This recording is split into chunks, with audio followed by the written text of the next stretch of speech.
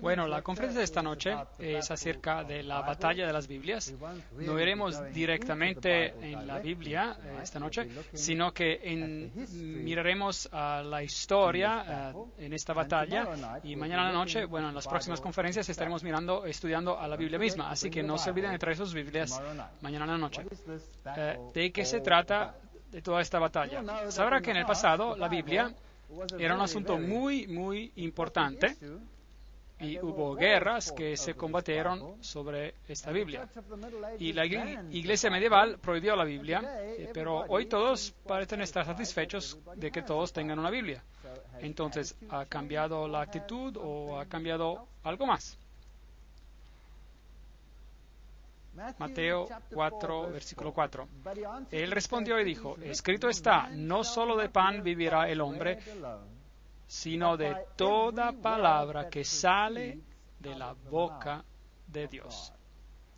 Cité este texto de la versión inglesa, King James, nosotros de la Reina Valera, porque si no, no tendría un problema, porque solo les podría leer la mitad del verso a ustedes.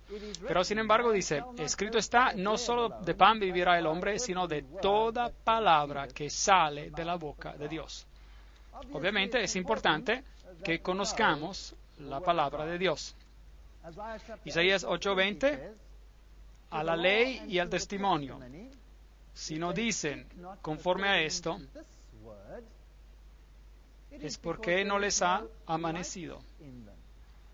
En otras palabras, si no hablas de acuerdo a la palabra de Dios, y si no hablas de acuerdo al testimonio, de los cuales los profetas han hablado, sobre las acciones de Dios, las cuales tienen que estar en armonía con el Torah, los primeros 5 libros de la Biblia, entonces ya no hay luz en ellos, no les ha amanecido. Así que no vengan con algo contrario a la palabra de Dios. Apocalipsis 22:18 dice: yo advierto a todo aquel que oye las palabras de la profecía de este libro, si alguno añade a estas cosas, Dios traerá sobre él las plagas que están escritas en este libro. Y si alguno quita de las palabras del libro de esta profecía, Dios quitará su parte del libro de la vida, y de la santa ciudad, y de las cosas que están escritas en este libro. Así que es algo muy serio. No se metan con la palabra de Dios. ¿Estaría de acuerdo que eso es lo que dice? Esta es una amonestación muy seria. Y obviamente, si el hombre no vive solo de pan, sino de cada palabra que sale de la boca de Dios, si usted añade y quita algo y la mezcla y la cambia, esto podría acarrear problemas. Bueno, hoy en día tenemos muchas Biblias y hay un montón de traducciones de la Biblia. Ahora, ¿cuál es la mejor? Les dirán que las traducciones modernas son las mejores, y sí, en muchas maneras lo son. con la moderna erudición griega, muchos de los versos en las Biblias modernas tienen una mejor traducción que las versiones viejas por el mejor conocimiento de la terminología griega. Pero, si la gramática ha mejorado, ¿significa eso que el contexto tiene que ser mejorado o cambiado? Es allí cuando uno se mete en problemas. Entonces, ¿cuál es el árbol de familia, por así decir, de las Biblias modernas que tenemos en el mundo hoy? Los manuscritos originales de todas las Biblias se han perdido. Ya no existen. Así que todo lo que tenemos son copias de copias. Algunos de ellos son muy antiguos, algunos no son tan antiguos. Y hay básicamente tres, aunque incluso veremos que hay solo dos corrientes de Biblias. Los que están arriba del todo son todos manuscritos perdidos. Así que todos son copias de manuscritos previos. Ahora, en cuanto a la Biblia que guió y sirvió de base para la traducción inglesa de la King James, viene de este árbol central. Son los manuscritos perdidos del texto tradicional. Vienen de la versión siríaca, de la versión gótica. Hay una versión llamada Codex W y Codex A, y después hay una vasta mayoría de textos extantes existentes, los cuales componen los manuscritos del Nuevo Testamento. Y estamos hablando de unos 1900 manuscritos en este bloque central, del cual finalmente tenemos la versión King James inglesa, y cada otra Biblia, excepto la Biblia católico-romana y la jesuita, cada Biblia en el mundo que fue escrita antes del 1914, cada una de ellas sale de aquí.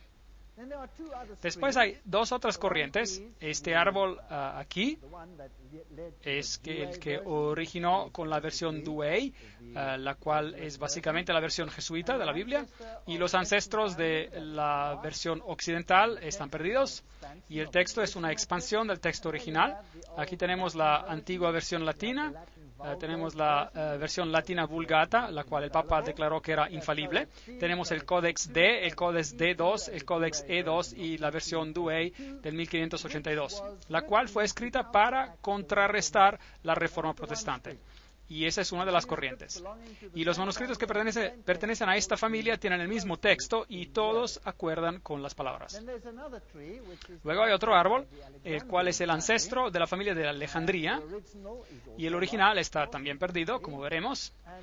Y aquí tenemos unos pocos documentos interesantes, y estos son relativamente nuevos, pero son documentos antiguos, los cuales han sido encontrados últimamente. El Papiro 75 y el Codex B son dos de ellos, y luego tenemos el Papiro 66, y el más famoso de todos es el Codex Aleph. Y desde esta pequeña corriente de 4 manuscritos tenemos las siguientes versiones en inglés: la versión revisada, la versión estándar americana, la nueva Biblia inglesa, y todo un montón de nuevas versiones que están saliendo en todos los lenguajes del mundo. Están basadas en estos manuscritos aquí. Entonces, en el bloque central tenemos miles de manuscritos, pero este en particular, el Codex Aleph, es uno de los más viejos manuscritos que hay, y por supuesto la antigua versión latina y la Vulgata también están basados en documentos relativamente antiguos. Ahora, todos ellos vienen de documentos antiguos. El más viejo que tenemos viene de esta corriente aquí. Si algo es viejo, ¿significa necesariamente que es bueno? Hoy igualamos a lo viejo con lo bueno. Ahora, viejo o antiguo no necesariamente significa bueno. Es un punto muy importante para recordar. Si vemos al árbol central de aquí, con miles de copias en todos los lugares del mundo, prácticamente, entonces este es un punto muy interesante. Si tengo una franquicia, digamos un ejemplo, digamos que he desarrollado una nueva marca de pollo para vender a alguien. Tengo una gran receta que ahora voy a basarla en una franquicia y la voy a mandar a cada país del mundo y van a seguir esta receta al pie de la letra y van a vender zapallo con pollo azul, por ejemplo, o lo que sea, con esta franquicia. Ahora, todos reciben la receta original y diligentemente la traducen, porque los alemanes la necesitan en alemán, los portugueses en portugués, los españoles en español, etcétera, etcétera. Así que cada uno diligentemente la copia y ahora literalmente hay miles de copias en varios lenguajes del original que fue escrito y enviado. A lo largo de los años, el original es copiado tantas veces que eventualmente se deshace. Así que todo lo que tienen son copias. Es todo lo que usted tiene. Y luego un día, alguien se dice a sí mismo, ¿sabes? Es una gran receta. Me gustaría cambiarla un poquito y robar esta franquicia para mí mismo. Entonces, él altera la receta y dice, hola amigos, yo tengo la receta original. Entonces, ahí está. Y bueno, él la quema un poquito y la hace pasar por vieja. Eso no significa que eso pasó aquí con las Biblias, pero bueno, es un ejemplo. Entonces, él tiene la receta original y empieza su franquicia con la nueva receta. Ahora todos dicen, ahora, ¿cuál es la original? ¿Esta o la otra? Eso es altamente problemático. Ahora tenemos dos. ¿Cuál es la correcta? Bueno, ¿qué se hace? Usted dice, espera un momento, el original ha sido copiado y traducido en tantos lenguajes diferentes. Consigamos el alemán y el español, el armenio, el serbo y revisémoslos. Y así todos estarán de acuerdo con este y no con la otra. ¿Cuál era el original, pues? El que tenía una muchedumbre de testigos apoyándolo, ¿sí o no? Muy bien. Y eso ustedes lo encontrarán solo en la corriente central. Hay una muchedumbre de testigos en la corriente central. Quiero decir que hay más de 1900 documentos allí y todos están de acuerdo. Ahora, los originales han sido copiados tantas veces que ya no existen. Pero, ahora eso es interesante.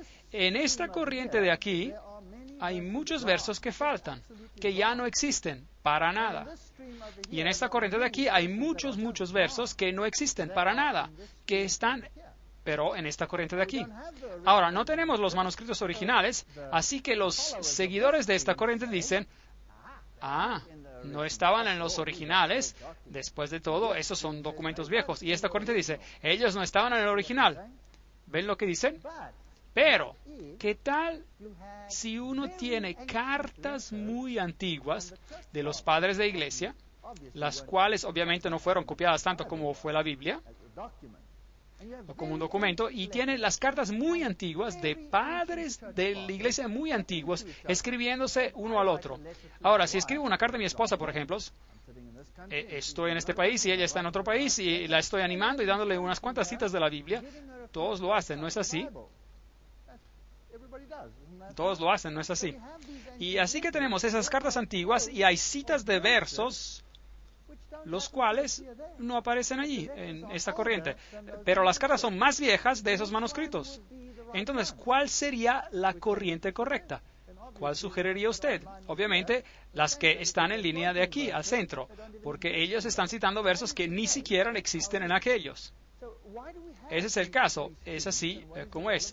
Así, entonces, ¿por qué tenemos estas tres corrientes? ¿De qué se trata todo esto? Ahora, Kurt Aland, el coeditor de dos de los textos griegos más extensamente usados y quien ciertamente es el líder en cuanto a la crítica textual en el continente europeo, propone que el texto de P75 y de B, en esa corriente de Alejandría, representan una revisión de un texto local de Egipto que fue impuesto como el texto dominante en esa área.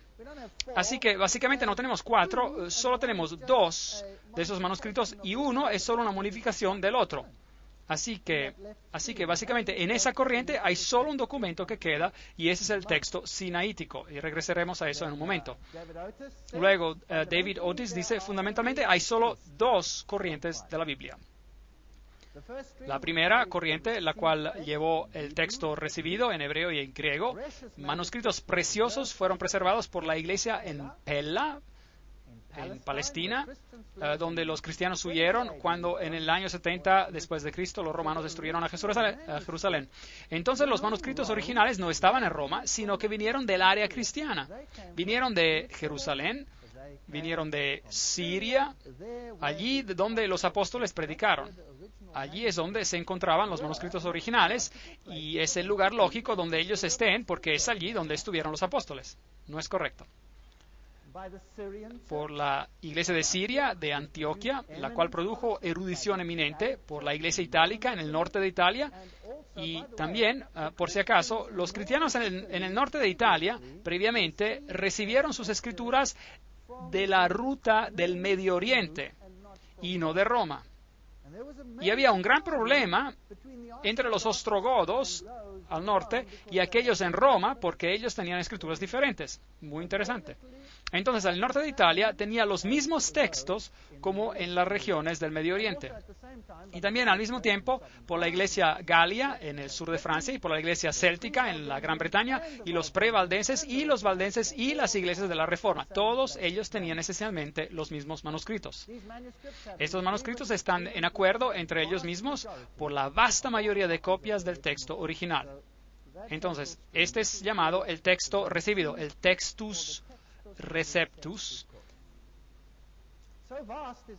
Tan vasta es esta mayoría que hasta los enemigos del texto recibido admiten que una 19/20ª parte de todos los manuscritos griegos son de esta clase.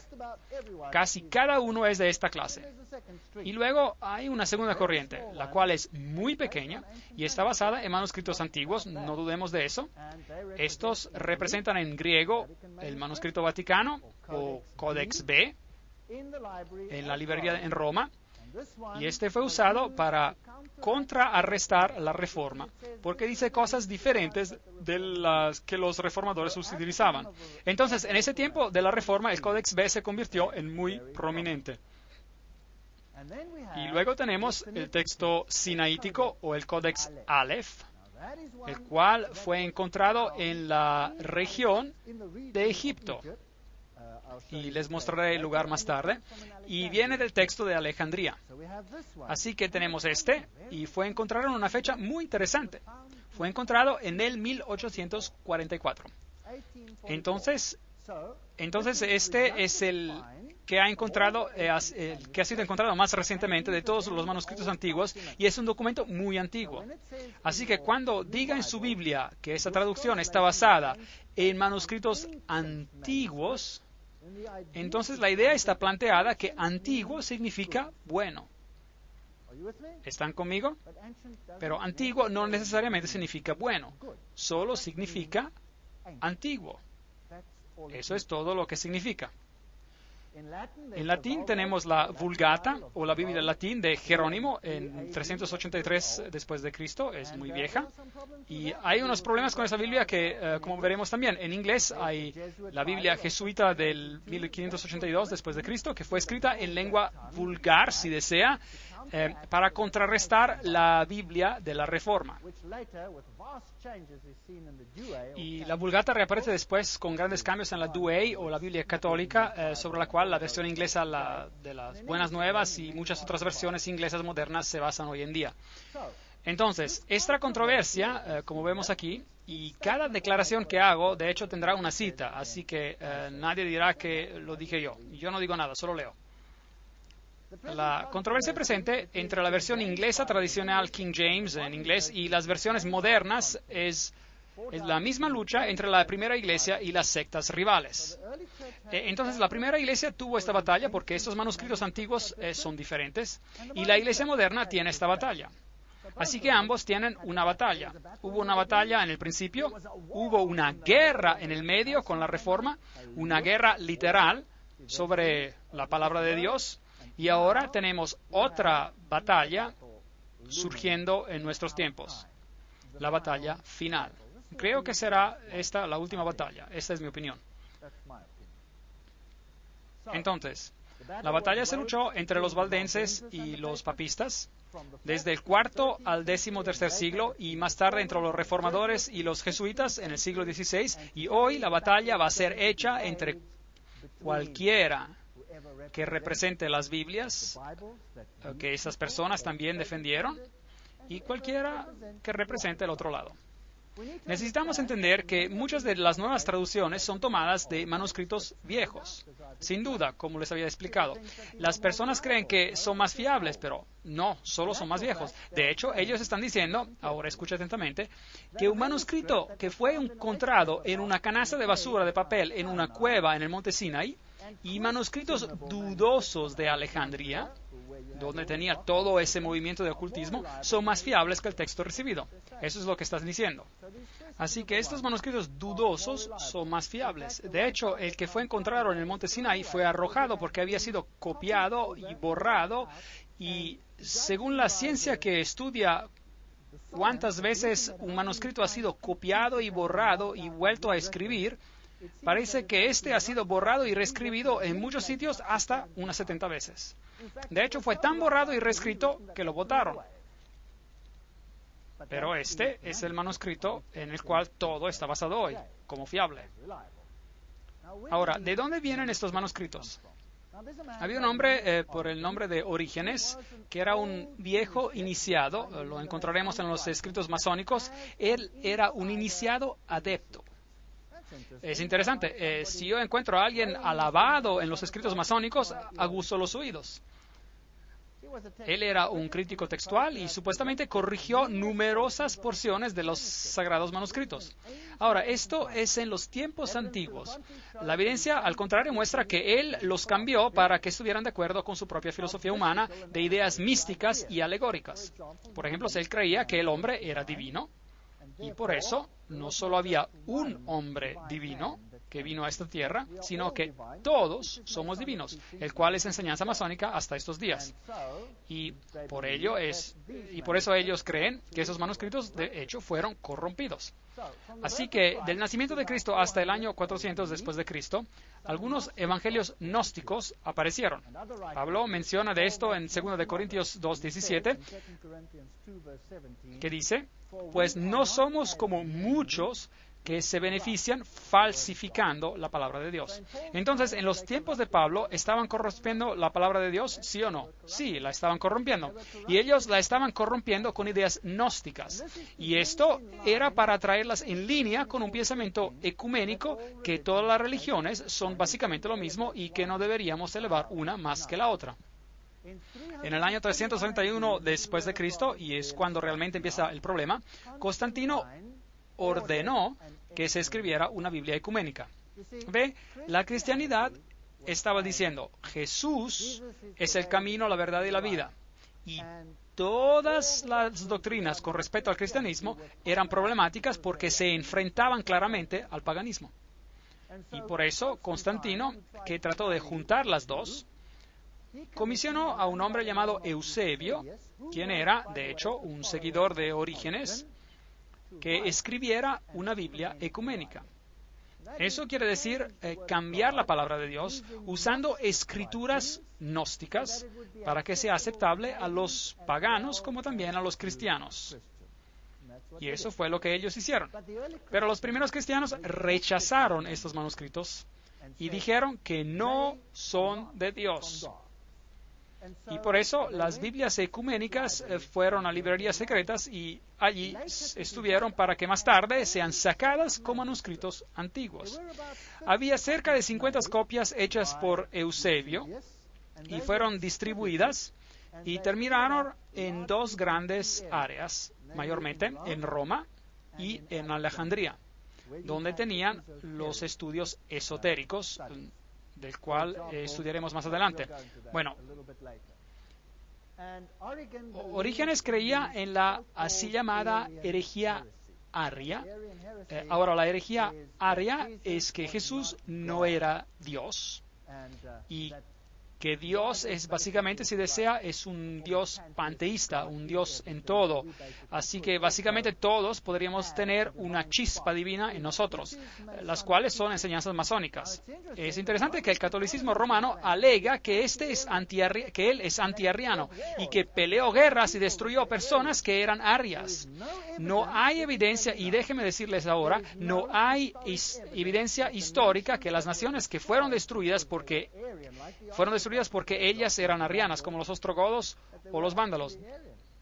que ellos de hecho eran arrianos. No hay evidencia, porque no tenemos ninguno de sus escritos. Cada pieza de su literatura ha sido destruida. Solo tenemos la palabra del catolicismo romano que ellos eran arrianos. Pero ahora tengo algunas noticias interesantes para ustedes. ¿Recuerda ayer que les dije que los templarios tienen dos doctrinas? Una es exotérica y la otra es esotérica. Una es para el goyim, el ganado, y la otra es para las personas del interior. Ahora, el evangelio para los de afuera, él es no arriano, pero el evangelio interior del catolicismo romano es arriano. ¿Y ahora qué hacemos con esto? ¿Y cómo sé que esto es arriano? Es porque el Papa ha declarado la Vulgata, la versión Vulgata de la Biblia, como la Biblia infalible, y la Vulgata es arriana. Remueve la deidad de Cristo. ¿No es interesante? Entonces, ¿de qué se trata esta batalla? La batalla es acerca de Jesucristo, así como era desde la prehistoria, la historia antigua. La batalla es acerca del Hijo de Dios. ¿Y a quién vamos a defender? ¿Jesús o alguien más? Entonces, esa es una batalla interesante. Me parece una batalla fascinante. 1481, después de Cristo, el manuscrito del Vaticano fue descubierto en la librería del Vaticano. ¿No es eso interesante? Justo a tiempo para contrarrestar la Reforma. Justo a tiempo. Porque la Reforma estaba usando el texto recibido, no había otro texto. Así que ahora usted debe creer que hasta en 1481 Dios había guardado la verdad de la Biblia de todas las generaciones hasta el 1481, que todos estaban basados en manuscritos equivocados. Y afortunadamente el Vaticano descubrió el manuscrito correcto en 1481 para contrarrestar a la Reforma, y ese manuscrito varias veces pone la deidad de Cristo a un lado, y eso es arriano. Entonces, esa es una doctrina interior y es una doctrina templaria. Vimos esto en la conferencia que tuvimos ayer. Y es probablemente un manuscrito que sobrevivió de Eusebio. Y por si acaso, esta y la que ellos encontraron en Sinaí son pedazos de la misma hogaza, son muy parecidas. Entonces es por eso que básicamente hay solo dos corrientes: la inmensa mayoría del Textus Receptus y luego esta corriente. Y luego tenemos la fecha mágica, 1844. El manuscrito sinaítico es descubierto en el monte Sinai en un monasterio de Santa Caterina. Muy interesante. Esa es la vieja iglesia cóptica, básicamente es la iglesia oriental bizantina, la cual es exactamente lo mismo como el catolicismo, porque eran uno y el mismo. Y está de acuerdo absolutamente con el manuscrito vaticano, que es totalmente arriano. En el año 1881, dos profesores del Reino Unido, de Inglaterra, Westcott y Hort, crearon el texto griego. Y este está basado, por supuesto, en estos manuscritos, en el manuscrito del Vaticano y el manuscrito del Sinai, apoyándose más en el manuscrito del Sinai para que no pareciera demasiado católico. ¿Están conmigo? No debería parecer muy católico porque esos señores eran protestantes. Bueno, digamos que ellos eran supuestamente protestantes. Y la Biblia de los Testigos de Jehová fue entonces cambiada como resultado de estas nuevas escrituras. Ahora, esto fue al comienzo de los años 1900 cuando todo esto empezó a salir. Y los Testigos de Jehová no tenían otra Biblia en inglés que la King James.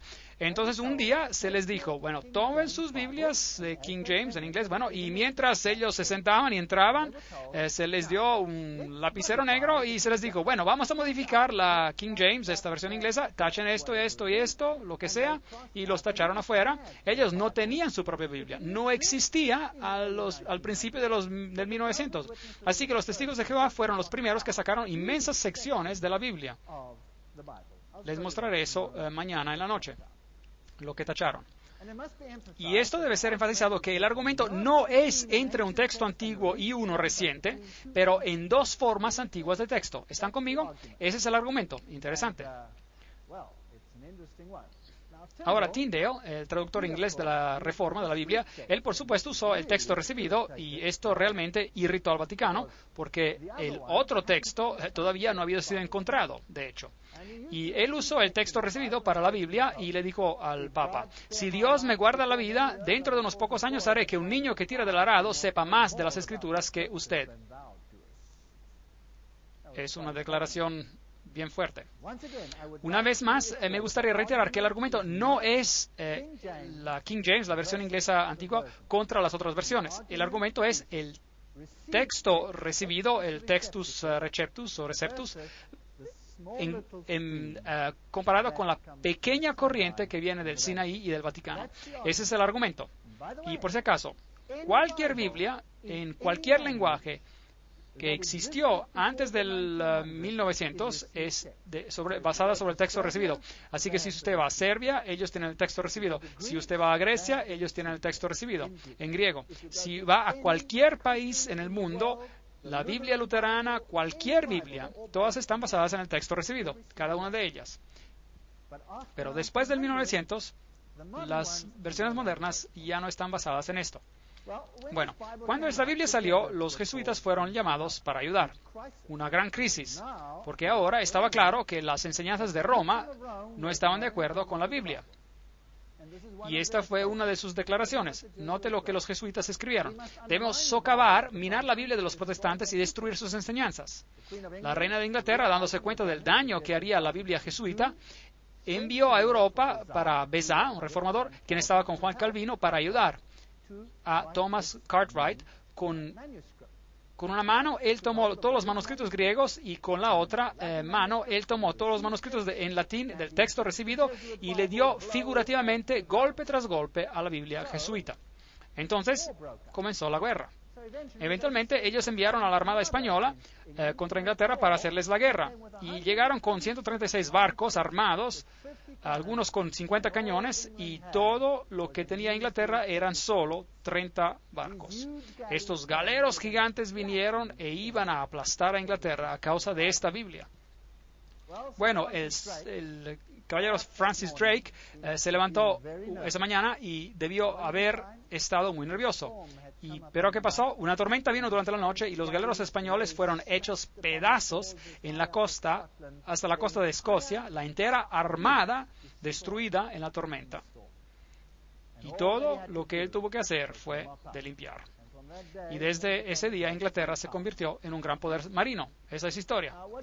Ahora, ¿qué dijeron los jesuitas acerca de la Biblia? Aquí está la cita. Entonces la Biblia, esa serpiente, la cual con la cabeza erguida y ojos brillantes nos amenaza con su veneno mientras se arrastra en la tierra, será transformada en una vara tan pronto como podamos agarrarla. Por los 3 siglos pasados, esta áspide cruel no nos ha dejado reposo.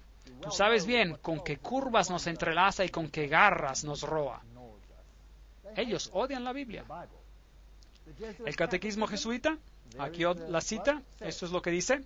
Pregunta, ¿qué tal si las Sagradas Escrituras comandan una cosa y el Papa otra contraria a esta? Respuesta, las Sagradas Escrituras deben ser echadas a un lado. ¿Quién es el Papa? Él es el vicario de Cristo, Rey de Reyes, Señor de Señores, y hay solo un asiento de juez que pertenece a Dios y al Papa. Es una declaración bien fuerte. Ahora, ¿qué dice la masonería? Es bueno siempre de tener documentos comparativos. El libro Morales y Dogma, la fuente más importante, página 818, con respecto a la Biblia, Pike escribe, la lectura absurda de la iglesia establecida está tomando literalmente lo figurativo, alegórico y lenguaje mítico de una colección de libros originales de diferentes siglos. Bueno, él es bien despectivo. La insensatez con respecto a los libros hebreos, como si hubieran sido escritos por alguien poco imaginativo, duro, de intelecto práctico, de la Inglaterra de James, de Jacobo el I, y la intolerante impasibilidad del presbiterianismo escocés. A él no le gustaba esa traducción, él la odiaba. ¿Y cómo se sentía acerca de la versión templaria, la versión jesuita? Lo mejor para triunfar y ganar partidarios, los templarios simpatizaron con el remordimiento por destronar credos. Los templarios simpatizaban con el paganismo y animaban la esperanza para nuevas adoraciones, prometiendo a todos libertad de conciencia, y una nueva ortodoxia que debería ser la síntesis de todos los credos perseguidos. Así que la masonería odia el texto recibido. Lo tiene en su logia puramente como un símbolo. Es tan sutil, es tan astuto y es tan diabólico, ¿no es así? Olvídense de esto. Regresemos al tiempo de la primera iglesia. Encontramos las versiones cópticas, las versiones latina y las versiones sirias. Ellas habían estado en circulación mucho antes que el documento Vaticano apareciera. Entonces, luego vienen los profesores de la Universidad de Cambridge que ni siquiera creían en la inspiración verbal de las Escrituras, Westcott y Hort, y ahora ellos van a cambiar todo. Por si acaso, la Biblia de Jerónimo, la Biblia de Roma, la que está usada por el Vaticano, la Vulgata Latina, como pudo ver el vídeo, acusó Jerónimo de emplear manuscritos corruptos griegos. Y el vídeo era contemporáneo de Jerónimo. Y si el vídeo no hubiese tenido los manuscritos de griego puro, no hubiera podido hacer esto. Así que mientras Jerónimo estaba escribiendo esta Biblia en latín, otros eruditos ya le estaban diciendo, oye, tú estás usando manuscritos corruptos para esto. Entonces, esta batalla es una batalla antigua, no es una batalla nueva. Así que estas versiones revisadas están basadas en manuscritos desde Egipto que fueron definitivamente corrompidos. Eso es lo que dicen la mayoría de los críticos. Uno de los más grandes críticos de todos los tiempos es Dean Burgon. Y cuando este gran hombre murió, entonces la corrupción empezó. Él era un bastión. Burgon escribe, no tan pronto estuvo el trabajo de los evangelistas y apóstoles reconocido como los homólogos necesarios y el cumplimiento de las antiguas escrituras de Dios y se convirtieron en el Nuevo Testamento, y luego dice que esto recibió tan buena recepción así como la recibió Jesucristo mismo. Ellos clavaron a Jesucristo en la cruz, ¿y acaso no clavarían su palabra en la cruz también? Básicamente es lo que él dice. Malicia sin parar y asaltes sin compasión a la palabra de Dios desde el principio.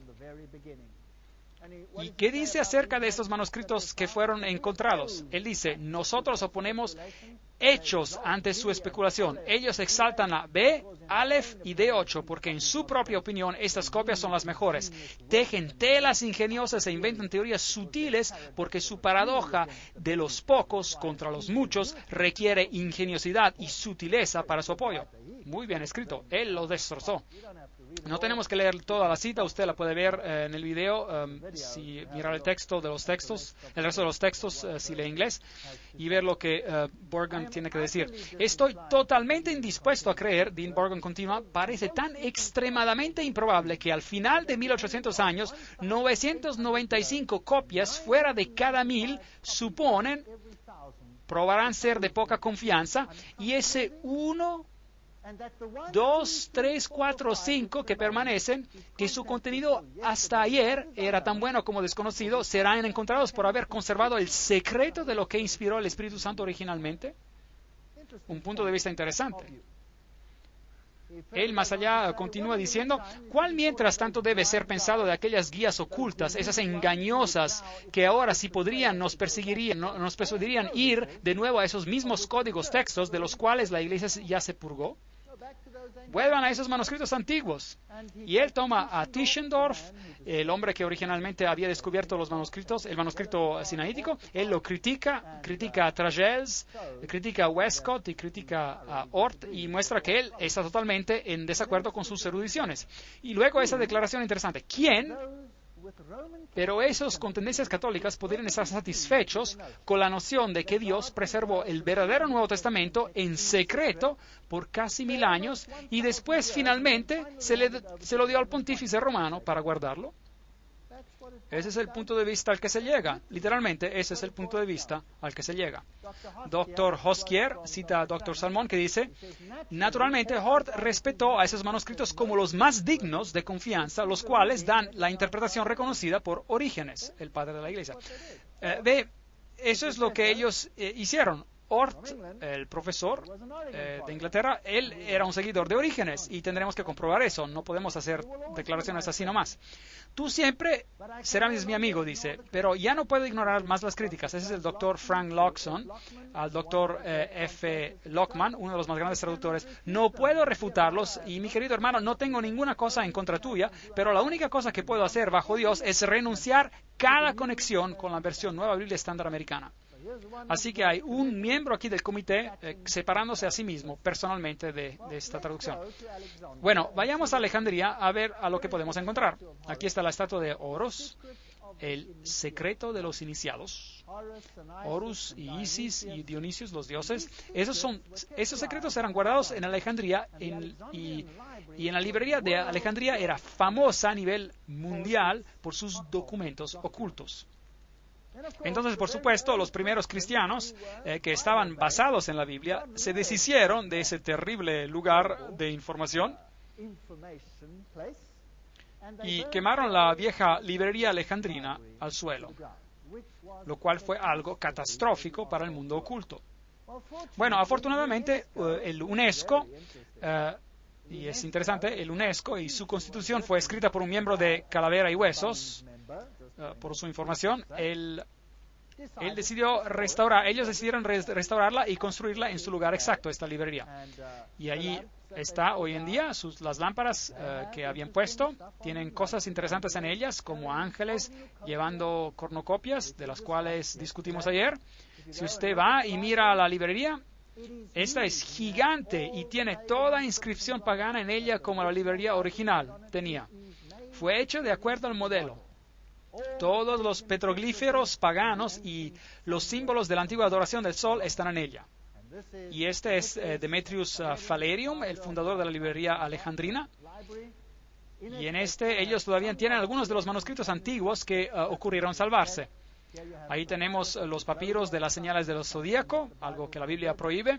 Aquí tenemos un pedazo del libro de los muertos, el cual es el libro egipcio de los muertos y es el opuesto de lo que la Biblia enseña. Este exalta al Dios de la muerte, la Biblia exalta al Dios de la vida. Luego tenemos estos petroglíficos aquí que son muy asquerosos, así que sacamos de ahí. Y tienen las deidades con sus hexágonos y Sócrates, el místico antiguo. Sócrates, por supuesto, murió por beber cicuta.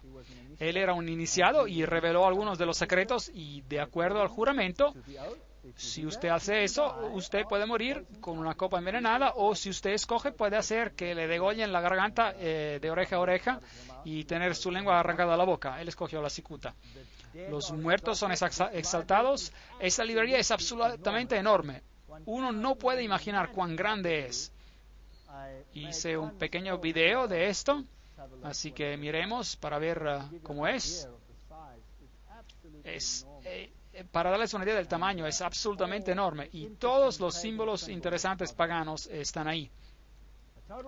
Una réplica total de lo que debió haber existido ahí.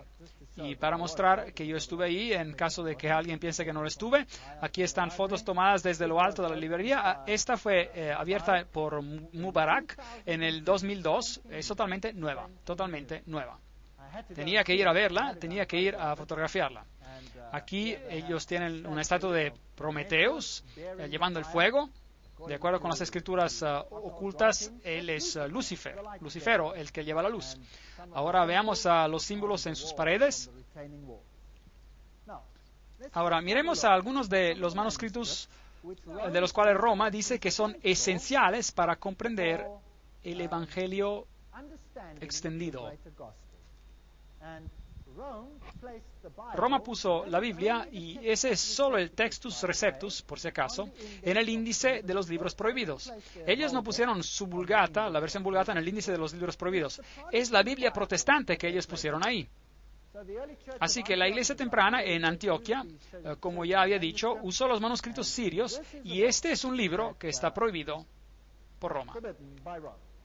La Septuaginta, por otro lado, fue hecha por Alejandría, por la librería de allí, en 285 a.C. Hechos interesantes. Los libros apócrifos, apócrifo significa cosas ocultas. El Concilio de Trento dijo lo siguiente en 1546. Quien quiera que no reciba como sagrado y canónico todos estos libros y cada parte de ellos, como comúnmente se leen en la Iglesia Católica y se contienen en la vieja edición latina de la Vulgata, o con conocimiento lideradamente desprecia las tradiciones del sistema completo, que sean estas personas malditas. Entonces, ellos dijeron que debemos aceptar a todos estos manuscritos. Brevemente repasémoslos. Vayamos al libro de Tobías 6, 4 a 8, donde dice: abre el pez y toma el corazón y el hígado y la vesícula. Si el diablo o un espíritu malo molesta a alguien, nosotros debemos hacer un humo antes al hombre o a la mujer, y la fiesta ya no deberá ser desconcentrada. Y para la vesícula es bueno ungir al hombre que tiene testigos mirando y será sanado. Entonces, si usted quiere sacar a los espíritus malignos o demonios, entonces agite la vesícula de un pez y haz humo de ella y los demonios se irán. La Biblia dice: esas señales seguirán a los que creen. En mi nombre echarán fuera demonios. Marcos 16, 17. Hechos 16, 18 dice: esto lo hizo por muchos días, hasta que desagradando a Pablo, se volvió él y dijo al espíritu: te mando en el nombre de Jesucristo que salgas de ella. Y salió en aquella misma hora. Entonces, él no usó la vesícula de un pez. Libro de Tobías, otra vez, 12:9 dice: porque la limosna libra de la muerte y limpiará de todo pecado. Oh, qué lindo. Así que puedes pagar para que tus pecados sean quitados. Pero Pedro dice: pues ya sabéis que fuisteis rescatados de vuestra vana manera de vivir, la cual recibisteis de vuestros padres, no con cosas corruptibles como oro o plata. Dos doctrinas opuestas. ¿Cuál es correcta? ¿Usted cree que puede comparar su camino al cielo? Oración por los muertos, Macabeos 12, versículos de 43 a 46. Pero si él no hubiera esperado que los que habían sido matados se levantaran otra vez, hubiera sido sobrante e inútil orar por los muertos. Con lo cual, él hizo la reconciliación por los muertos para que ellos pudieran ser liberados del pecado. Entonces, ¿usted puede orar por los muertos para que sean liberados del pecado? Eso es paganismo. Juan 1:7 dice: Jesucristo nos limpia de todo pecado. No existe nada como ese tipo de oración a los muertos. Y eso nos trae a la Biblia Vulgata, 1545 hasta 1563. Esa es la que fue declarada infalible. Ahora, ¿qué dice la Vulgata? Nuestra Biblia dice: toda escritura es de Dios. Y la Douay, la versión Douay, la cual está basada en la Vulgata, dice: toda escritura inspirada por Dios es provechosa. Entonces, solo algunas escrituras son inspiradas. Hebreos 11:21 dice: Jacob adoró apoyado sobre el extremo de su bastón. La Vulgata dice: Jacob adoró la punta de su vara. Eso significa que usted puede orar a una reliquia. Usted puede orar a una estatua. Es aquí de donde sacan su doctrina. También dice en Apocalipsis, el Codex Vaticano dice: bienaventurados son aquellos que lavan sus ropas. Pero la versión inglesa King James dice: bienaventurados son aquellos que cumplen con sus mandamientos. Ahora, ¿es la Biblia confiable? ¿Sí o no? Esa es una pregunta que no solo afecta nuestra fe, sino que también afecta la doctrina de salvación y afecta la posición de Jesucristo. Necesitamos saber. Estamos hablando acerca de la Biblia y de dónde venía, de dónde vinieron los varios manuscritos, y tenemos que saber si la Biblia es confiable o si no lo es. Bueno, los rollos del Mar Muerto, estas fueron escrituras meticulosamente copiadas por los escenas. Y de hecho, este grupo no era ortodoxo, tenían una tendencia cabalista. Pero los manuscritos antiguos que ellos copiaron eran exactamente como aquellos encontrados en la Biblia hoy en día. Así que ellos, de hecho, apoyaron a la Biblia. Hasta el libro de Daniel, meticulosamente respaldado por esos manuscritos antiguos, encontrados en 1949. Entonces, ellos probaron que la Biblia no había cambiado en todo este tiempo, y estos manuscritos fueron muy entusiasmantes. Pero luego otros manuscritos interesantes han sido encontrados, aparte de esos famosos que fueron encontrados, aparte de este famoso que fue encontrado cerca de Alejandría, y esa es toda una serie de evangelios gnósticos. La revista Time informó de esto hace un tiempo atrás. Palabras del pasado: 46 escrituras excavadas acerca de Nag Hammadi en Egipto. En el 1945 cambió opiniones sobre la temprana cristiandad. Ahora, interesante. Egipto era la sede de la ciencia oculta, y estos fueron enterrados para guardarlos seguros. ¿De quién?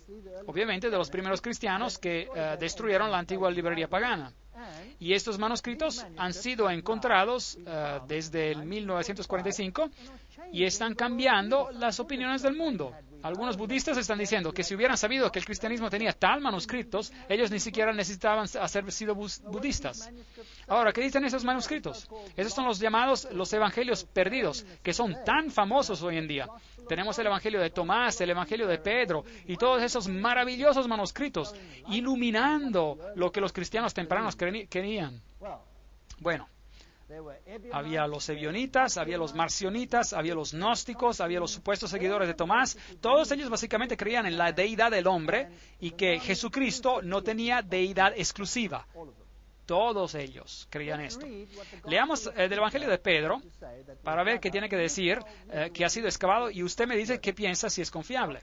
Leámoslo. Por si acaso, esas escrituras gnósticas son apócrifas y por esto son sagrados, según la traducción, como leímos. Bueno, la cruz habló y caminó. Jesús había muerto en el día antes hablando sus últimas palabras. Mi poder, ¿por qué me has dejado? Su cuerpo fue tomado y puesto en la tumba. Pero ahora, mientras el sábado amanecía. Uy, ¿qué pasó? Ahora, ¿qué día es el sábado ahora? El domingo se ha convertido en sábado aquí. El sábado, como domingo, era guardado solo en Alejandría, en Egipto, y en Roma. En el resto del mundo cristiano guardaba el día sábado, el séptimo día. Entonces, en el sábado ha sido removido al domingo. Amaneció el sábado, una gran voz vino del cielo. ¿Es esto confiable? Bueno, veamos cuán digno de confianza es el resto. Una gran voz vino del cielo y 2 hombres descendieron. Y la piedra que bloqueaba la tumba se movió de su lugar por sí sola. La Biblia no dice eso. Y mientras los soldados romanos miraban boquiabiertos, 3 hombres salieron de su tumba, 2 de ellos apoyando al otro. ¿Oh, Jesús no podía caminar cuando él salió de la tumba? ¿Su resurrección no era tan ilustre? Con la cruz siguiendo atrás. Oh, toda sola la cruz se mueve. ¿Acaso fue la cruz enterrada con él? No, la cruz le caminó por detrás. ¿Por qué? Porque ellos hicieron de la cruz un símbolo muy prominente en aquellos días. Las cabezas de los 2 miraron hacia el cielo, pero la cabeza del otro, que ellos guiaban, subió a los cielos. Y escucharon una voz: ¿han predicado a aquellos que están durmiendo? Entonces aquí tenemos la doctrina de predicar a los muertos. Una respuesta vino de la cruz. Sí. ¿Usted confía en este evangelio? Si lo hace, bueno, lo siento mucho por usted. Yo creo que eso pertenece de donde se encontró el otro manuscrito, en el basurero. Déjenme llevarles a Sinaí. Bueno, estaba interesado en ir a Santa Caterina, donde este famoso manuscrito del cual todas las traducciones modernas están basadas, fue encontrado. Bueno, aquí está. Este es el protectorado de Santa Caterina. Ese es el monasterio, el famoso monasterio. Aquí están las calaveras de los monjes que fueron activos ahí. Y si desea, usted puede orar a ellos y recibir una bendición. Ellos le responderán aparentemente. Bueno, yo no vi ninguna posibilidad de que ellos me respondieran, no tenían aliento, pero sin embargo, bueno, usted puede si lo desea. Este es el Sinaí, así dicen. Y en la iglesia encontramos los símbolos del sol y la luna y todos los símbolos paganos. La famosa librería del Sinaí, donde esto fue encontrado, donde tenemos todos estos códices antiguos, escritos a mano, esos antiguos manuscritos, y el famoso Codex Sinaiticus, el cual fue encontrado por Tischendorf en 1844. Así que ahí lo tenemos. Entonces esto fue dado a los eruditos católicos en 1844 en la Universidad de Leipzig, en Alemania. Una fecha interesante. Ese es el Codex Sinaiticus. Allí tienen algunos de los antiguos manuscritos que están en este lugar. Y historia interesante acerca de este monasterio. El tratamiento benévolo del monasterio del Sinaí por los árabes, que nunca lo destruyeron. Los islamistas nunca tuvieron problema con ellos, que tomaron la península en el siglo VII, y es debido a la patente de Mahoma y de su protección con derechos y privilegios que el profeta Mahoma, fundador de Islam, concedió a los monjes del monasterio del monte Sinaí. Entonces Mahoma protegió a este monasterio. ¿Quién más lo protegía? Bueno, aquí hay otro documento interesante. Napoleón Bonaparte, que era un framasón de 33 grados, a propósito, bueno, si había tal cosa en esos días, su hermano era el gran maestro en España y él era un alto framasón. Esos grados todavía no existían en esos tiempos, pero él era uno de los iniciados más elevados. Él protegió a este monasterio. Personas interesantes que protegieron a este monasterio. Esos son los famosos 4 evangelios del Codex Sinaíticos. Y este es mi amigo de allá. Nosotros estamos entrando al monasterio y estas son algunas de las pinturas del monasterio. Y luego este arbusto fascinante aquí y todas las personas aquí alineándose para orar enfrente de este arbusto. Ese es el famoso arbusto. De hecho, este arbusto ha sobrevivido por millares de años y nunca se le ha regado con agua. Nunca se le regó agua. De hecho, es uno de los arbustos más famosos de la historia del mundo. Ese es el famoso arbusto ardiente que Moisés, ante el cual se inclinó. Así dicen. Nos contaron que nunca había sido regado. Estuve interesado porque a qué servía de esa tubería de ahí, pero ellos insistieron que era una tubería muerta, lo cual no había agua en ella, pero era un arbusto muy espinoso, así que me preguntaba si había otro detrás de él. Bueno, sin embargo, ustedes pueden orar al arbusto y este les puede dar una bendición. Bueno, yo no quise orar, pero pensé que quizá tocándolo lo ayudaría. Pero desde entonces no he sentido nada. Pero bueno, ahora ese es el tipo de paganismo que está siendo enseñado allí. ¿No es eso increíble? Esos son 2 diáconos sentados afuera. Donde quiera que la así llamada contrarreforma comenzada por los jesuitas ganó el hacimiento de la gente, el vernáculo fue suprimido y la Biblia fue guardada de los laicos. Tan ansiosos estaban los jesuitas de destruir la autoridad de la Biblia, el Papa en papel de los protestantes, como ellos la llamaban despectivamente, que incluso no se frenaban de criticar su autenticidad y valor histórico. Los jesuitas hicieron guerra contra la Biblia protestante. Antes de que los ingleses pudieran juntarse a la manera de pensar de la Europa continental y ser llevados al punto de cuestionar su gran Biblia inglesa, su manera de pensar debía ser cambiada. Se tuvo que hacer mucho para desacreditar en sus ojos la Reforma, su historia, doctrinas y documentos, que ellos admiraban como una gran obra de Dios. Entonces, eso es lo que ellos tuvieron que hacer. Ellos tuvieron que destruir ese pensamiento. Ahora, una declaración muy interesante, y veremos de quién viene en un momento. A pesar de toda la persecución que ellos, los jesuitas, han tenido que enfrentar, este es un escritor católico que escribe, ellos no han abandonado Inglaterra, donde hay un mayor número de jesuitas que en Italia. Tomen apunte. Un mayor número de jesuitas que en Italia. Hay jesuitas en todas las clases de la sociedad, en el parlamento, en el clero inglés, entre los laicos protestantes, hasta en las estaciones más altas. No podía comprender cómo un jesuita podría ser un sacerdote protestante o cómo un sacerdote protestante podría ser jesuita. Pero mi confesor silenció mis escrúpulos diciéndome, omnia munda mundis. Y ese es San Pablo, que se convirtió en judío para salvar a los judíos, y no era ninguna maravilla, por lo tanto, que un jesuita se fingiera ser protestante para la conversión de los protestantes. Pero preste atención, le ruego, para descubrir acerca de la naturaleza del movimiento religioso en Inglaterra llamado puseísmo. El clero inglés era antiguamente demasiado adjuntado a sus artículos de fe para ser sacudidos de ellos. Usted hubiera podido emplear en vano todas las maquinarias utilizadas por Bossuet y los jansenistas en Francia. Eran los que estaban, usted sabe, detrás de la Revolución Francesa, los jesuitas y todos ellos, para reunirlos a la Iglesia romana. Así que los jesuitas de Inglaterra probaron otro plan. Esto era para demostrar desde la historia y desde la antigüedad eclesiástica la legitimidad de las costumbres de la Iglesia inglesa, de donde, con esfuerzos de los jesuitas escondidos entre su clero, se levante una atención cuidadosa, estudiosa a la antigüedad cristiana. ¿Quién escribió esto? ¿Quién escribió que los jesuitas eran los sacerdotes en las iglesias protestantes? Era Descantes, sacerdote en Roma, profesor de teología, censor oficial teológico de la Inquisición. El hombre mismo nos dice que era así. Ahora, el romanismo es conocido por haber entrado recientemente a la Iglesia de Inglaterra. Antes del 1833, si usted sostuvo una misa como se sostiene hoy, eso hubiera sido anatema. Si usted hubiera hecho y dicho las cosas que se dijeron en ese entonces, eso hubiera sido anatema. Luego las cosas cambiaron. Newman, el líder del movimiento Oxford, de regreso a la iglesia romana, solamente a través de la iglesia inglesa puede usted actuar sobre la nación inglesa. Deseo, por supuesto, que nuestra iglesia sea consolidada con y por y en su comunión, por el bien de la iglesia y por el bien de ustedes, y por el bien de la unidad.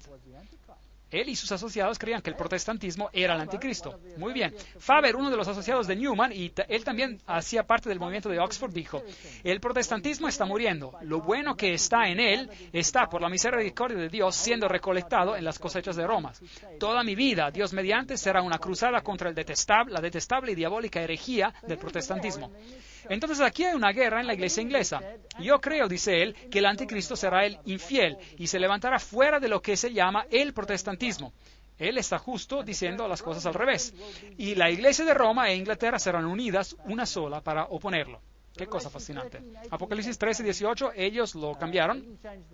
Ellos no cambiaron el número 666, pero en la versión revisada ellos tienen una nota al pie de la página que dice que su número es 616. Solo por motivos de interés. Ahora hablemos de estos dos caballeros, Westcott y Hort. Esos son los que escribieron, basados en los manuscritos antiguos, el texto griego sobre el cual todas las traducciones modernas están basadas. ¿Quiénes eran estos dos caballeros y en qué creían? Ahora, todo lo que les voy a decir acerca de ellos viene de dos libros escritos por los hijos de Westcott y Hort, publicando sus propias cartas.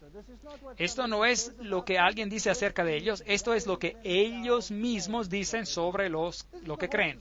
Esto es la fuente original. Es maravilloso tener citas como estas, y ellos probablemente desearían nunca haber escrito lo que escribieron después de esta conferencia. Hort, como también Westcott, rechazaron la idea de la infalibilidad de la Biblia, y Hort llamaba la doctrina de la expiación sustitutiva de Jesús, que Jesús murió por ti, él lo llamaba inmoral, y él negaba que el Génesis fuese historia real, y elogiaba a Darwin, y él negaba la divinidad de Cristo. ¿Eso suena familiar? ¿Quiénes eran esas personas? El profesor Westcott y Hort. Westcott nació en 1825 y Hort nació en 1828. Eran miembros de la iglesia ancha o iglesia alta de la iglesia de Inglaterra. Se convirtieron en amigos durante sus días de estudiantes en la Universidad de Cambridge. Trabajaron juntos. Westcott se convirtió en el obispo de Durham y Hort es mejor reconocido como el profesor de divinidad en la Universidad de Cambridge. Bueno, sus doctrinas son tan jesuitas que no me sorprendería si ellos eran dos de estos caballeros ilustres. La opinión de Hort sobre la evolución dice, el principio de un individuo es exactamente tan inconcebible como el principio de una especie. Me asusta ciertamente encontrarte decir que no has visto ningún hecho que apoya una visión tal como la de Darwin. Él era un darwinista. Y él dice, su libro me ha llevado a la conclusión que alguna clase de desarrollo tiene que suponerse. Entonces, él era un darwinista. Esta es una carta de Hort a Macmillan y que escribe otra última palabra en Darwin. No dejaré que el tema se abandone de manera apresurada o para hablar más correctamente, no me dejará caer a mí. Así que él continúa diciendo que es un darwinista. Así que esta otra carta de Hort a Westcott dice, ¿usted ha leído Darwin? ¿Cómo debe tener gusto de hablarle acerca de esto? Y otra carta a Ellerton, pero el libro que más me ha involucrado es el de Darwin. No necesitamos leer toda la cita, pueden leerla ustedes mismos. Él dice que los argumentos de Darwin son irrefutables, sin poder de ser respondidos. En otra carta de Hort a Ellerton dice, no tenía ninguna idea hasta las últimas semanas de la importancia de los textos. Esos son los nuevos textos que ahora han sido encontrados. Habiendo leído tan poco del Testamento griego y habiendo tenido que seguir con el malvado texto Receptus. Así que él llama el texto recibido malvado. Piense en ese vil Textus Receptus. ¿No suena como un jesuita que odiaba el texto recibido? ¿Quién lo llamó ese áspide, esa serpiente? Inclinando enteramente en manuscritos más recientes. Ahí viene su argumento de que el texto sinaítico era más temprano. Es una bendición de que haya manuscritos tan tempranos. Entonces, Hort, al reverendo Ellerton, un resultado de nuestra charla, pero también decirle, él, Westcott y yo vamos a corregir un texto griego del Nuevo Testamento unos 2 o 3 años, por lo tanto, si es posible. Y luego él habla de Lachman y Tischendorf, que suplirán los materiales, y luego él dice, nuestro objetivo es de proveer al clérigo, generalmente, escuelas y etcétera, con un texto griego portátil que no sea desfigurado con corrupciones bizantinas. En otras palabras, no contendrá lo que contuvo el texto recibido. ¿Cómo van a hacer esto? Otra carta, Westcott a Hort. En cuanto a nuestra recensión propuesta del texto del Nuevo Testamento, el objeto debe ser, supongo, que para preparar un texto para el uso común y general, con tal extremo en la visión, ¿no sería mejor introducir solamente ciertas enmendaciones? Solamente cambiarle un poquito aquí y un poquito allí en el texto recibido y poner notas al margen de asuntos que parezcan posibles o que se noten a la manera de Griesbach. Si la cambiamos completamente, estos británicos se pondrían nerviosos. Mejor cambiémoslo aquí y allí y escribir en el margen lo que creemos que es importante, de modo que cuando ellos lo lean y lean el margen de los manuscritos dirán, oh, veo esto que probablemente no debería estar allí porque es un manuscrito temprano, en realidad uno corrupto, pero ellos no lo dicen, y ese manuscrito no lo tienen. ¿Usted ven lo que quiero decir? Eso es lo que ellos hicieron. Siento muy profundamente la vergüenza de circular lo que siento ser copias falsificadas de las Sagradas Escrituras. Esa es una referencia a la versión autorizada. Y estoy más impaciente para proporcionar algo para reemplazarlas. Este no puede ser ningún texto que se reclina solamente sobre nuestro propio juicio, aunque no seamos demasiado inexpertos para hacer uno. Entonces, él está absolutamente dispuesto a escribir otra Biblia toda por sí mismo, pero debe ser apoyado por una preponderancia clara y obvia de evidencia. El margen da alcance amplio para nuestra propia ingeniosidad o principios. Les sugiero que cuando lean los márgenes, desconfíenlos totalmente. Mi deseo sería dejar el texto recibido popular, excepto donde está claramente incorrecto, en su opinión, por supuesto. Luego él dice una cosa interesante. Westcott, Gorham, Benson, Bradshaw, Lord y yo hemos empezado una sociedad para la investigación de espíritus. Bien, ellos eran espiritistas. Y todos los aspectos sobrenaturales y los efectos, todos siendo dispuestos a creer que existen tales cosas realmente, y deben ser distinguidas de bromas y de los meros engaños subjetivos. Y ellos los llamaban todas clases de nombres, Club del Martillo del Toro, etc. Y fuera de esto desarrolló una sociedad increíble. En 1882 fundaron la Sociedad de Investigación Psíquica. En efecto, era una combinación de esos grupos que trabajaban ya independientemente. Trabajaron con la telepatía, clarividencia, etc. Lo cual es todo sabiduría oculta antigua. La Sociedad de los Espíritus de la Universidad de Cambridge fue fundada por nadie más que Edward White Benson, el futuro arzobispo de Canterbury, junto con estas personas ilustres, y Darwin también atendió. Ahora, esta sociedad, la Sociedad para la Investigación Psíquica, es también la sociedad que maneja el lado esotérico del movimiento de la nueva era hoy en día. Con su canalizar y su comunicación con el mundo de los espíritus, todas estas cosas están ahí dentro. Entre las personas y los grupos numerosos que en el centro del siglo XIX hacían investigaciones, ahí usted verá Edward White Benson, el arzobispo de Canterbury, su hijo A.C. Benson, será encontrado más bajo en el año 1851, con el siguiente párrafo. Entre las diversiones de mi padre en Cambridge hay una fundación de una sociedad para espíritus, el precursor de la sociedad psíquica, y luego personas como Lightfoot, Westcott y Hort estaban entre los miembros. Ahí está. Y entonces siempre estuvo más interesado en fenómenos psíquicos de lo que realmente admitió. Muy bien, pues. La evolución del ser un medium tradicional a el canalizar contemporáneo ha sido gradual. El espiritualismo tuvo su comienzo en 1848. Luego vino la Sociedad de Investigación Psíquica en Bretaña. Y luego Elena Petrovna Blavatsky tomó esto y continuó. Y ella es la que escribió: Lucífero es el Logos, la serpiente, el Salvador. Satanás es el único Dios de este planeta. Es de allí, es de dónde todo esto vino, es lo que escribió. La doctrina secreta viene de este grupo. Ahora, ¿ellos pertenecían a otras sociedades secretas? La respuesta es sí. Oort era un miembro de una sociedad secreta. Él encontró tiempo para ir a las reuniones de varias sociedades y en junio se unió a una compañía misteriosa de los apóstoles. Él siguió siendo un miembro agradecido y leal del club secreto, que ahora, cerca de 1896, ha llegado a ser famoso por el número de hombres distinguidos que han pertenecido a él. En su tiempo el club estaba de una manera envigorizada y él, este es Oort, era principalmente responsable por la fraseología del juramento, el cual ata al miembro a una conspiración de silencio. ¿Él perteneció a una sociedad secreta? ¿Sí o no? Sí. Que imponía a sus miembros en silencio. ¿No les suena esto como masónico? ¿Sí o no? Bueno, el primer ministro de Inglaterra también estaba dentro de allí, esta sociedad, y él escribió la Constitución para la Liga de las Naciones, donde él insistía que todas las religiones deberían convertirse en una, y escribió una solución esotérica, que es también masónica.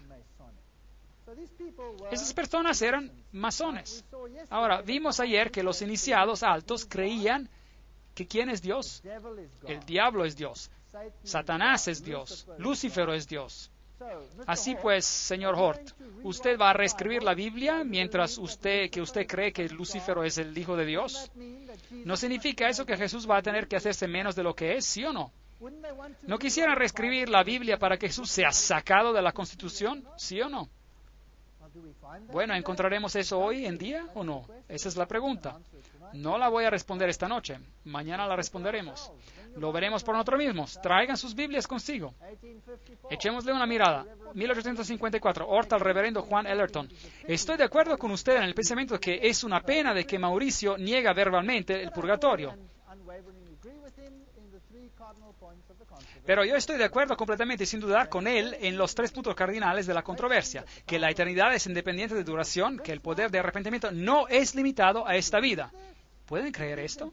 Él cree en el purgatorio y que uno puede arrepentirse en el otro lado y que no está revelado si todos al final se arrepentirán. La negación moderna del segundo punto tiene más que ver con la despiritualización de la teología, más que cualquier cosa que se pueda nombrar al respecto. Bien, él creía en la doctrina católica romana del purgatorio. Dice él algo más adelante. Mientras él aconsejaba a un estudiante joven, él escribió: la idea de purgación, purgatorio, quemando tus pecados en el otro lado, el de ser limpiado como por fuego, parece ser inseparable de lo que la Biblia nos enseña. ¿Está él enseñando doctrina jesuita o está enseñando doctrina protestante? Ustedes díganme. Él está enseñando doctrina jesuita. Pero es muy astuto en decir que es un protestante para que los protestantes acepten su Biblia, porque ahora esta Biblia viene de la pluma de un protestante, si usted no sabía. Así, esto nos enseña de los castigos divinos, aunque poco se dice directamente en cuanto al estado futuro. Me parece increíble que los castigos divinos deberían de cambiar su carácter cuando esta vida visible se termina. Entonces él creía en el purgatorio. ¿Qué dice él acerca de la expiación? De que Jesús murió por ti y por mí. Bueno, aquí está su carta en el libro Life, volumen 1, página 322. Yo creo que le mencioné a usted antes el libro de Campbell sobre la expiación, que es inestimable por lo que va, pero desafortunadamente él no sabe nada excepto de teología protestante. Bueno, ¿qué dice él pues? Carta de Oort a Westcott. Estoy de acuerdo enteramente, corrigiendo una palabra, con lo que usted dice sobre la expiación. Habiendo por muchos años creído que la unión absoluta del cristiano, o mejor dicho, del hombre con Cristo mismo, es la verdad espiritual de la cual la doctrina popular de la sustitución es una falsificación inmoral y material. Increíble. De modo que la muerte de Jesús es una doctrina inmoral. Más bien, lo que es moral es algo que nosotros devenimos uno con Él en Cristo y nos hacemos dioses. Eso es moral. Ellos dicen que eso es moral. Ahora, ¿quién enseña eso? ¿Los jesuitas y los masones o la Biblia? ¿Quién enseña eso? Entonces, ¿quién era este hombre? Él pertenecía a una sociedad secreta, tenía un club psíquico y no solo eso, él odia el texto recibido y él escupe sobre la expiación de Cristo. Eso es como un templario. Eso es como escupir en la cruz. Ciertamente nada puede ser más alejado de las Escrituras que la limitación moderna de Cristo llevando nuestros pecados y sufrimientos a su muerte. Pero ese hecho es solo uno de los aspectos de una herejía casi universal. Bien, esas son las personas que han creado el documento en el cual están basadas las Biblias modernas. ¿Usted piensa que son dignas de confianza? Yo no lo creo. Aquí está otra carta de Hort al reverendo Davis. Ningún ser racional duda la necesidad de una Biblia revisada. Y las objeciones prácticas populares son sin valor. Con todo, tengo una sensación creciente a favor de retrasar este proceso. Él tenía problemas porque los británicos todavía conocían sus Biblias.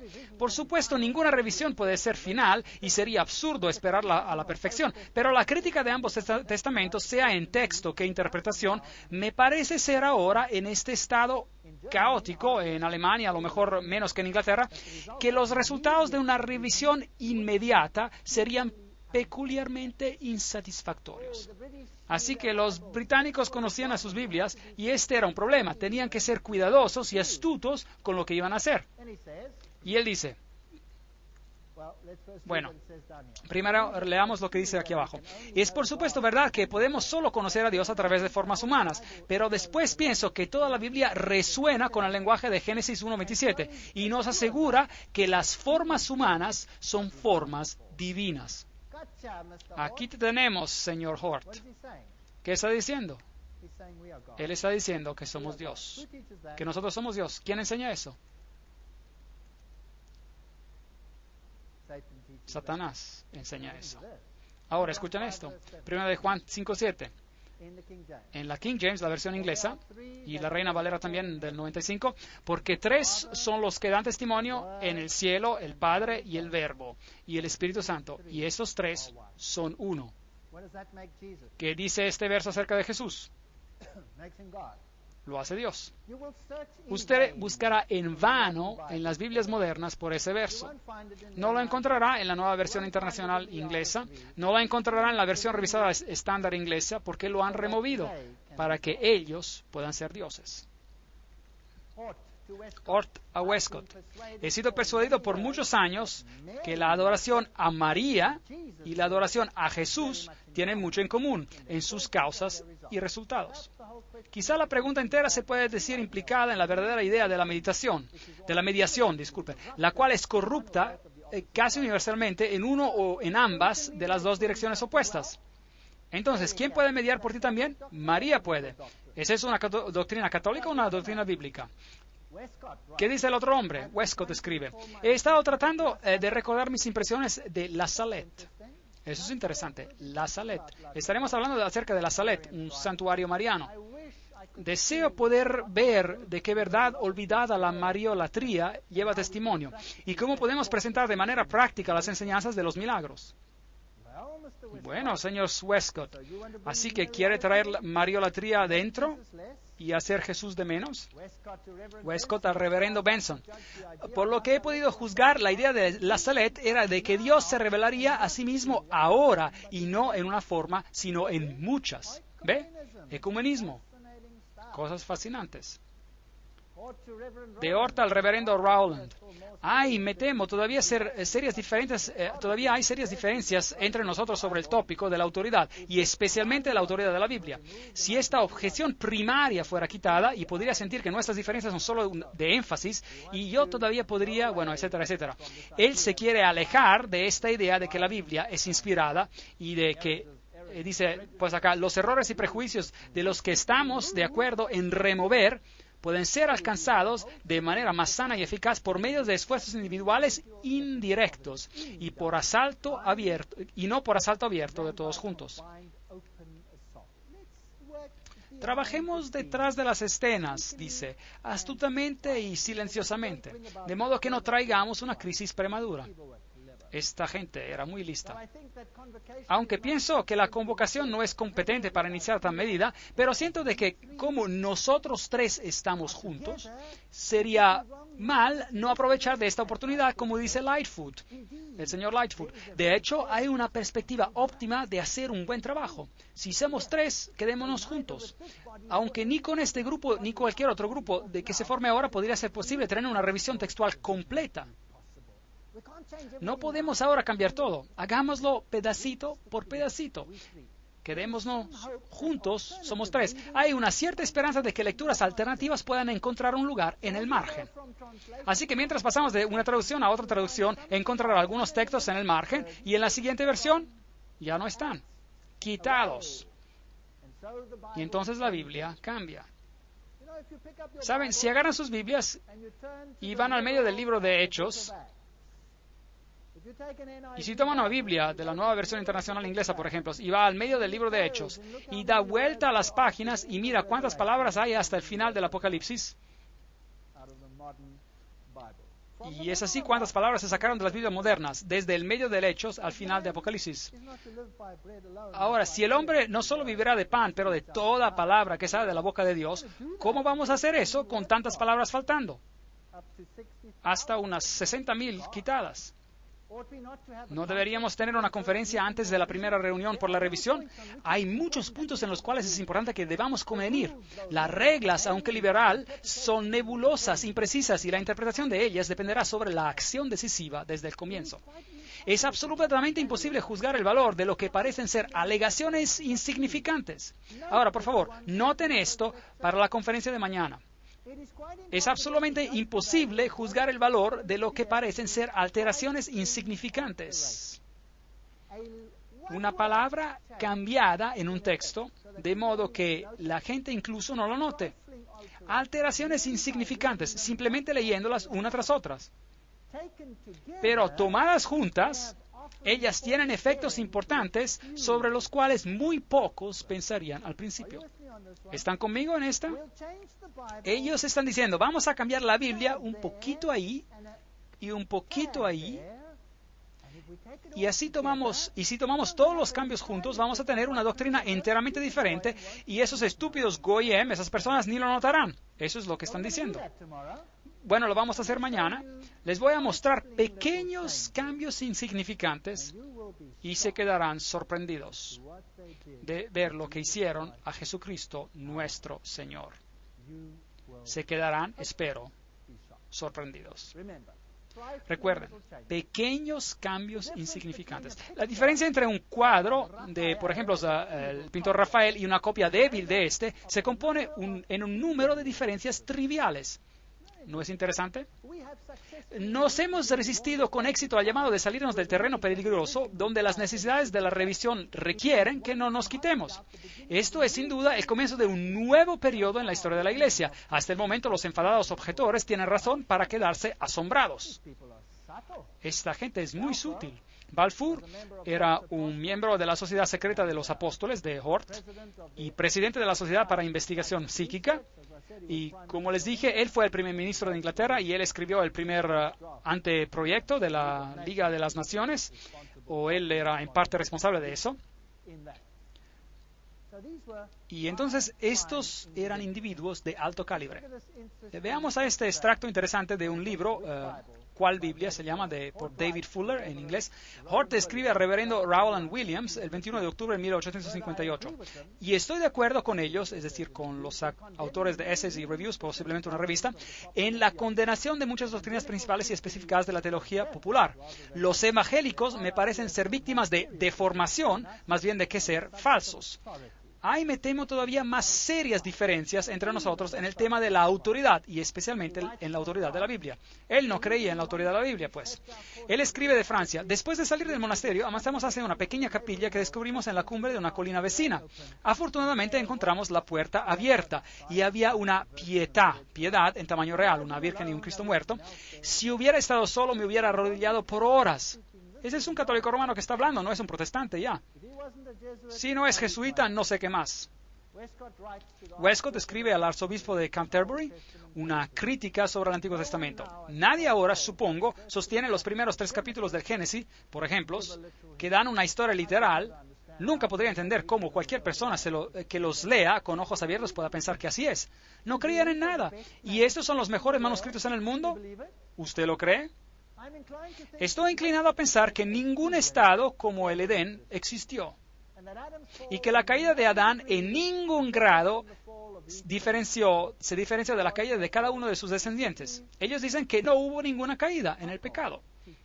Esta es una enseñanza oculta. Hort escribe, la opinión pura de Roma parece ser más cercana y más probable a conducir a la verdad que la de los evangélicos. Entonces Roma está correcta y la otra opinión está incorrecta. Hort escribe a Westcott, recuerdo haberte sorprendido a ti y a Lightfoot no hace mucho tiempo por expresar una creencia que el protestantismo es un asunto parentético y temporal. Ya nos podremos librar de él. Está en nuestro camino. Es una interferencia nauseabunda al momento, dicen ellos. Ahora hemos visto, en primer lugar, cuando miramos en la historia de dónde estos manuscritos vienen, que los manuscritos tienen 3 corrientes, 2 de ellas son relacionadas, y hay solo 2 corrientes basadas en muy pocos manuscritos. A la base de estos cambios, manuscritos corrompidos probablemente por Orígenes y continuados por Eusebio. Luego estas personas toman estos textos y dicen, esos son los más antiguos manuscritos y por eso son los mejores. Y nosotros basaremos las nuevas traducciones en estos manuscritos y pondremos a un lado el texto recibido.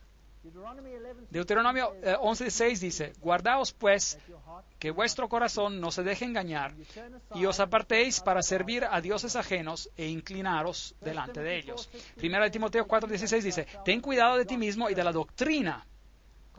Persiste en ello, pues haciendo esto salvarás a ti mismo y a los que te escuchen. ¿Qué pasa si los textos están tan cambiados que ya no puedes apoyar a tus doctrinas? ¿Qué harían entonces? ¿Sabían que la doctrina sobre el estado de los muertos no puede ser adecuadamente apoyada por los nuevos manuscritos? ¿Sabía que la divinidad de Cristo es un problema? Porque una coma aquí, un pequeño cambio allí y algo allí cambia todo el cuadro. ¿Sabían ustedes que Jesús resulta ser mentiroso y el otro resulta ser más verídico si lo lee en los nuevos manuscritos? Es muy interesante. Les invito a venir mañana y a escuchar.